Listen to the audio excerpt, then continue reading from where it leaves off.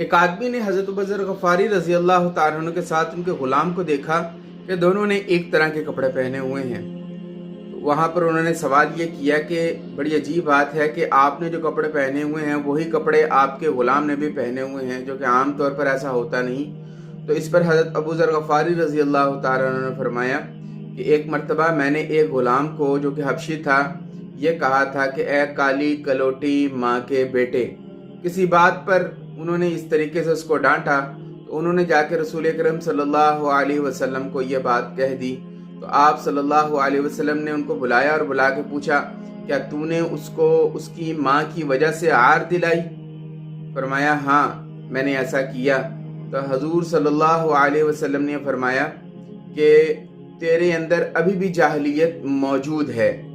इस बात के ऊपर हज़रत अबू ज़र गफ़ारी रज़ी अल्लाह तआला अन्हु बाहर आए और अपना रुखसार मिट्टी के ऊपर लाकर रखा और कहा कि जब तक आप अपना पैर मेरे रुखसार के ऊपर नहीं रखेंगे तब तक मैं ये रुखसार मिट्टी से नहीं उठाऊंगा।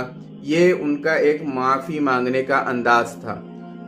जिस पर दूसरी रिवायत में आता है कि ग़ुलाम ने उनको उठाया और उनको गले से लगाया और उनको माफ़ किया और रोने लगे। ये हदीस बुखारी शरीफ के अंदर आती है। पहले अवाइल पहली जिल्द के अंदर ये हदीस मौजूद है। हदीस नंबर गालिबन 30 या 31 है। अब इस हदीस से हमें सीखने को क्या मिलता है? पहले तो ये समझ में आती है कि किसी के दिल आज़ारी करना ये बाकायदा एक गुनाह है।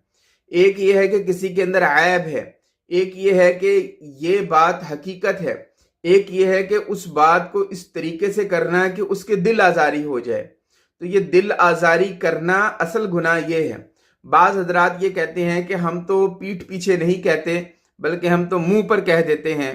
तो भाई मुंह पर कहकर आप दिल आज़ारी करते हैं तो ये भी एक गुनाह है। पीठ पीछे कहते हैं तो ग़ीबत है, मुंह पर कहते हैं तो दिल आज़ारी है। दोनों ही गुनाह हैं और दोनों से ही बचना चाहिए।